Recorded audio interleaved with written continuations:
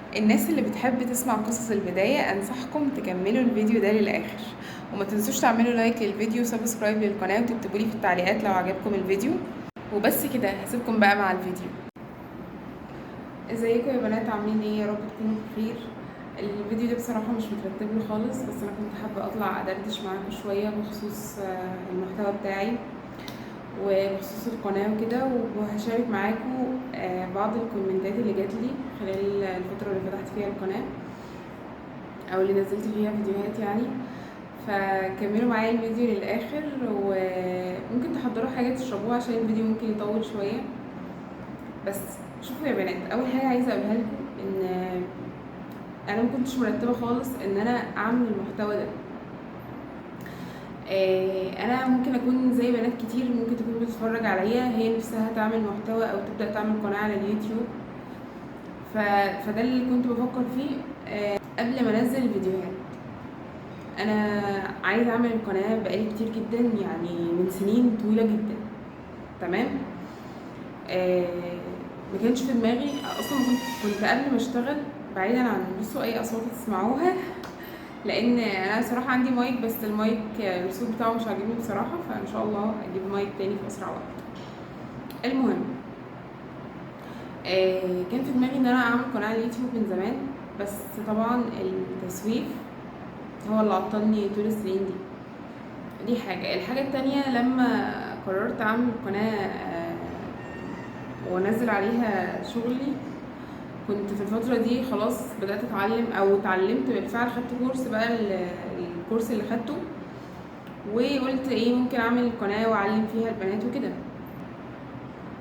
فجربت اعمل اول فيديو، ما ظبطش خالص لسبب ان انا كنت لسه مخلصه مثلا الكورس. تمام.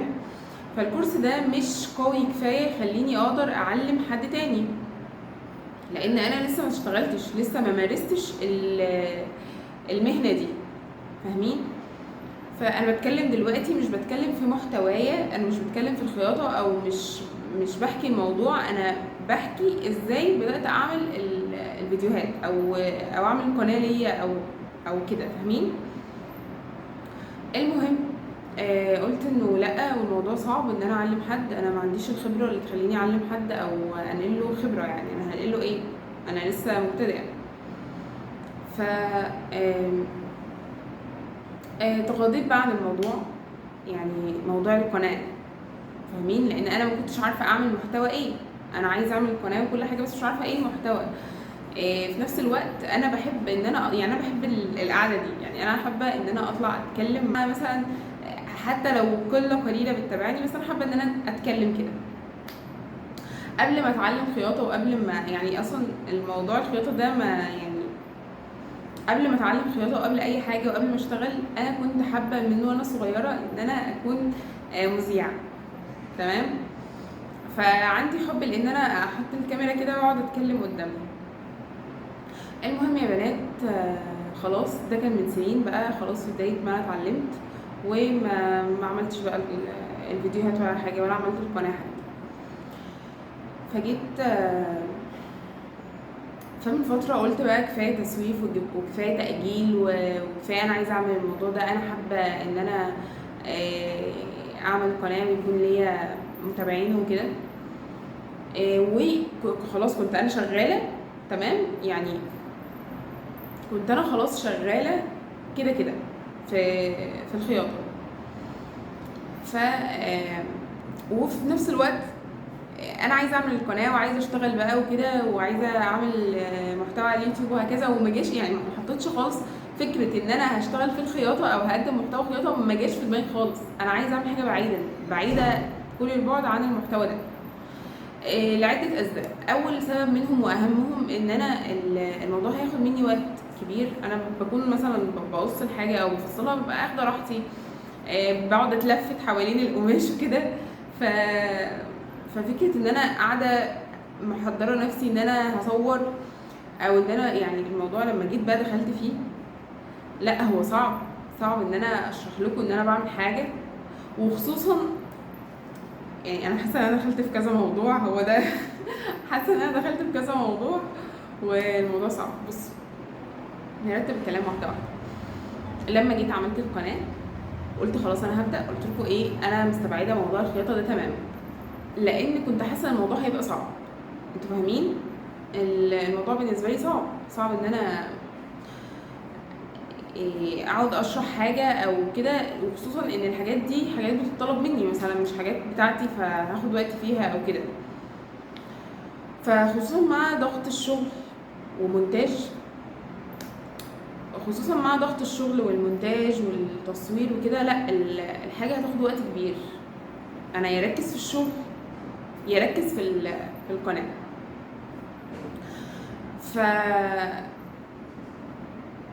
فقلت ايه، انا هعمل القناه هتكلم فيها مثلا عن حاجات معينه، لسه مش عارفه ايه المحتوى، بس كنت حابه فكره البودكاست وكده زي ما قلت لكم. بس قعدت اتكلم مع كذا حد في الموضوع، قالوا لي انه لا، وموضوع البودكاست منتشر جدا وهكذا. فانت عندك محتواكي، انت على الاقل ممكن تبداي بالمحتوى اللي انت فاهمه فيه. فضلت شهور بقى. خلاص انا كنت عملت القناه مثلا، عملتها في رمضان وسبتها. يعني كنت ناويه ابدا على طول شغل في رمضان، بس سبتها بقى لحد مش فاكره اول فيديو نزلته، احنا مكملناش شهر اصلا على القناه، وما نزلتش فيديوهات كتير خلال الفتره دي. بس اكتشفت بقى ان الموضوع فعلا صعب، ان انا اقتنعت بان المحتوى اللي انا لازم اقدمه يكون خاص بشغلي، لان برضو منطقيا انا مش هعرف اركز مثلا. يعني هو انا عملت القناه خاصه بشغلي بالمحتوى اللي انا بعمله مثلا، قصدي بشغلي انا، فبعمل من خلاله محتوى ومش قادره اوازن. انتوا فاهمين؟ الموضوع فيه ضغط. فما بالك بقى لما يكون المحتوى على اليوتيوب ملوش علاقه بشغلي، انا محتاجه احضر واقعد اكتب سكريبتات واعمل مونتاج وكده. في نفس الوقت ده هياخد وقت كبير، في نفس الوقت انا عندي شغلي بياخد برضو وقت كبير، فانا مش مستحيل اعرف اوازن، هيبقى صعب. وانا لازم اشتغل مثلا على القناه علشان تبدا يجيلي متابعين وكده، لازم استمر في ان انا انزل الفيديوهات. فازاي يعني القناه محتاجه شغل وشغلي محتاج شغل يعني محتاج ان انا اهتم بيه، فالموضوع هيبقى صعب. فخلاص بدات اعمل الفيديوهات. عايزه اقول لكم ان اول فيديو عملته، يعني انا كنت اليوم ده هعمل فيديو تاني، كنت لسه في الحيره بتاعت انا هعمل فيديو، هبدا اعمل فيديوهات مالهاش علاقه بالشغل. فجيت اعمل اليوم ده، قررت اجي يعني مكان شغلي ملوش يعني بعيد عن البيت، يعني المكان اللي فيه الشغل بعيد عن البيت. فانا جيت الصبح علشان اشتغل كده، وانا مقرره ان انا هعمل فيديو تاني عن محتوى تاني. وقتها كان عندي حاجه عايزه اخلصها اللي هي الاسوره، كنت عامله فيديو بركب فيه اسوره، كانت دي حاجه قدامي، البلوزه جاهزه والاسوره انا هقصها تقريبا او كنت قصاها مش فاكره ومكملتهاش.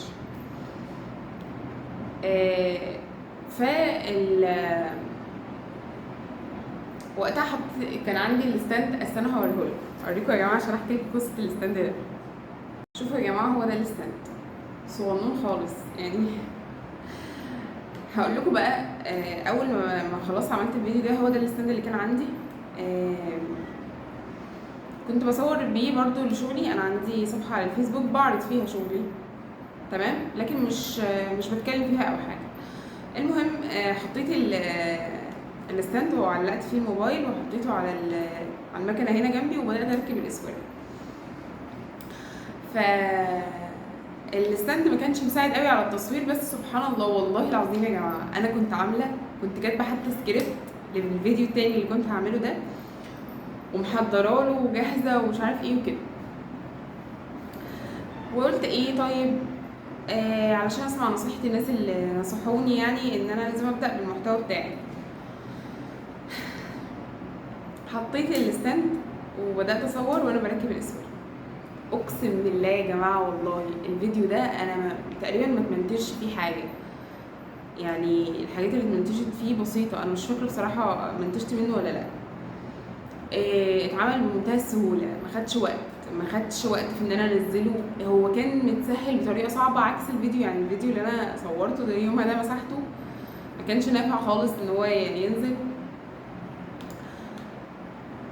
فسبحان الله اللي حصل اليوم ده، عرفت ان هو ده يعني خلاص، هو ده فعلا المحتوى اللي انا هقدمه وكده.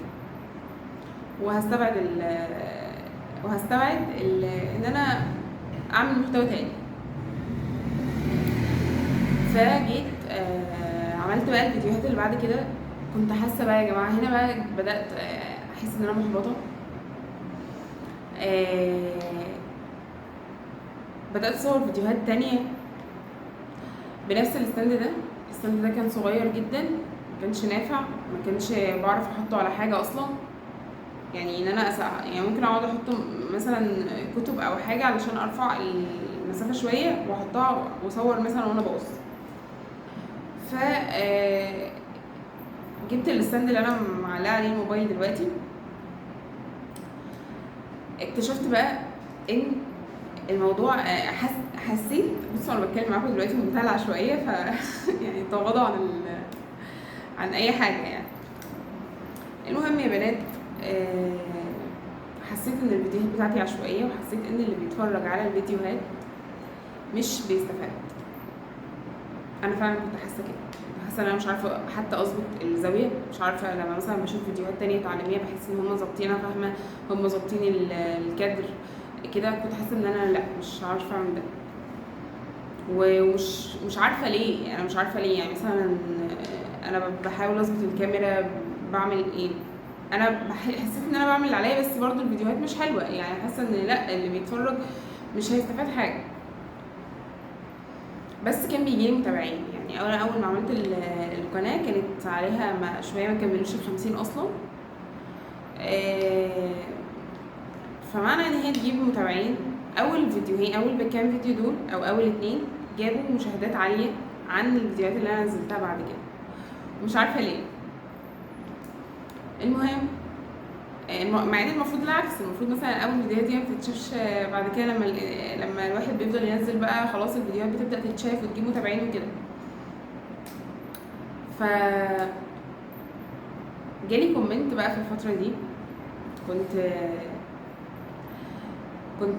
جالي كومنت على الفيديو بتاع حردة الجيرو. الكومنت ده يعني انا كنت اليوم اللي قبلها مثلا بالليل كنت محبطه جدا جدا جدا. خلاص قلت انا مش عارفه اظبط اي حاجه، الصوت مش واضح، التصوير مش واضح، انا اللي بتفرج عليا بيعمل ايه. وعلى فكره انا مش عامله القناه تعليميه للخياطه اللي هو للمبتدئين، لا، انا بساعد شويه في انه اول ما عملت القناه قلت انا هعملها كمساعده في التقفيل.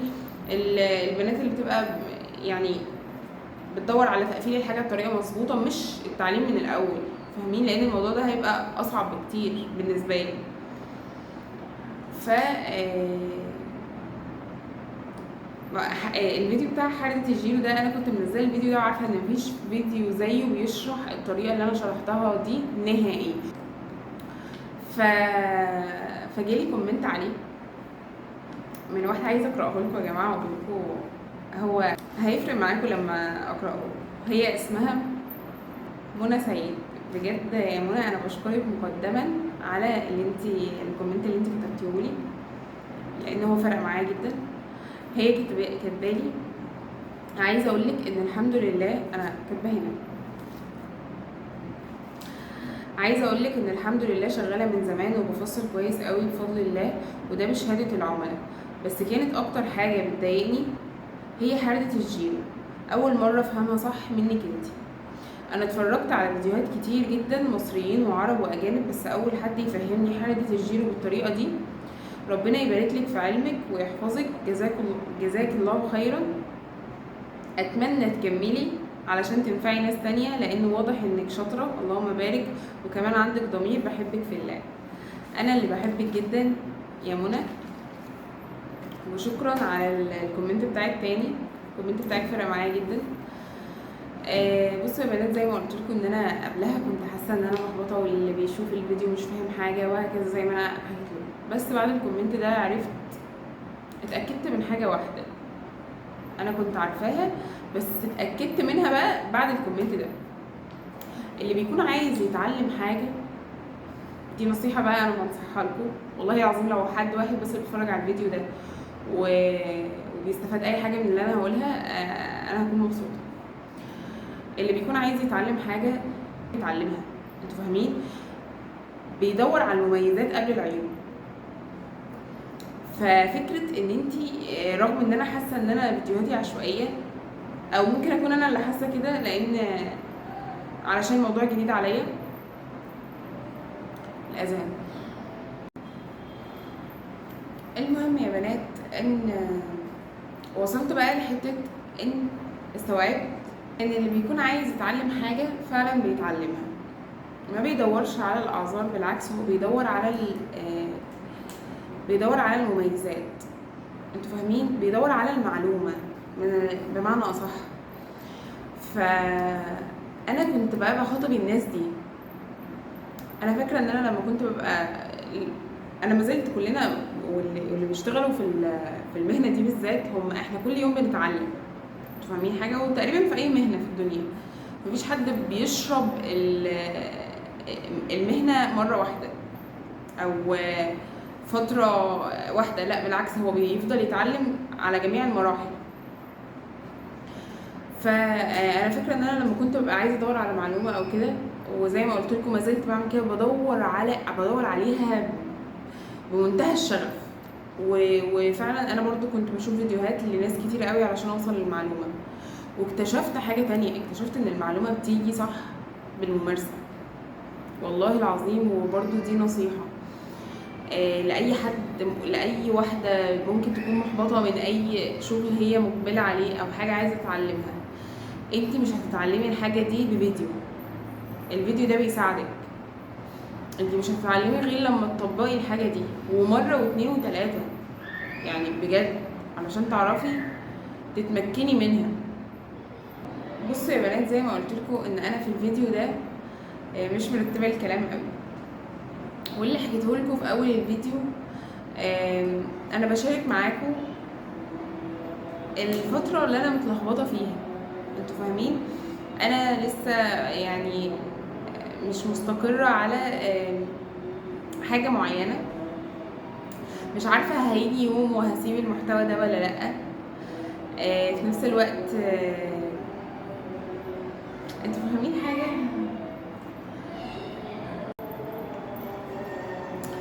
بس يا بنات زي ما قلت لكم في اول الفيديو ان انا بشارك معاكم، ان انا هتكلم معاكم شويه وانتوا اكيد حسيتوا باللخبطه وعدم الترتيب. فعايزه اقول لكم ان انا كمان برضو ما زلت مش مستقره مثلا على ان انا هفضل مكمله على نفس المحتوى ده. على فكره انا عايزه اقول لكم حاجه، ان حتى الشغل نفسه، يعني شغلي في المجال ده انا مش مستقره عليه. انتوا فاهمين؟ ففي واحده تانية كتبت لي كومنت اسمها مريم صلاح، قالت لي ازاي اتعلمت التفصيل وقصتك مع الخيط. بصوا، هي قصه غريبه شويه، وقصتي معاه برضو يعني قصه عاديه، بس ازاي بدات اصلا وازاي الفكره جت دي هعملها لكم في فيديو تاني ان شاء الله. بس عشان ما اطولش عليكم اكتر من كده، انا مبسوطه ان انا طلعت اتكلم معاكم شويه، وعايزه انصح نصيحه في اخر الفيديو. اي بنت بتتفرج عليا دلوقتي نفسها تبدا تعمل محتوى على اليوتيوب، او مأجله حاجه المفروض تعملها، تتفضل تعملها. اتفضلي ارجوكي ابدأي. عارفين انا بقول كده ليه؟ لان انا عارفه ان موضوع التأجيل ده بيتعب البني ادم جدا، وبيعمل احيانا اكتئاب. انتوا فاهمين؟ فانا بدات احس ان انا يعني مش هدخلكم قوي في تفاصيل اكتر من كده، بس انا بدات احس ان انا بعمل حاجه بحبها، او ان انا مبسوطه وراضيه عن نفسي لما بدات اعمل القناه وبدات انزل فيديوهات. انا ولا مره كنت محبطه ان انا عايزه ابطل. انتوا فاهمين؟ انا كنت ببقى محبطه ان انا مش حاسه ان في عشوائيه. والموضوع ده انا بشتكي منه جدا في حياتي. فان شاء الله ان شاء الله هعالجه، وهتكونوا معايا في رحلتي وانا بعالج الموضوع ده، عشان برضو متاكده ان في بنات كتير زيي. بس لما بدات اعمل فيديوهات وانزلها وكده، انا كنت بحس بالرضا عن نفسي. انتوا فاهمين؟ بس كده يا بنات، انا مش عايزه اطول عليكم اكتر من كده، وان شاء الله لو عجبكم الفيديو نتقابل في فيديوهات تانية شبه الفيديو ده. وبس كده، يلا باي باي.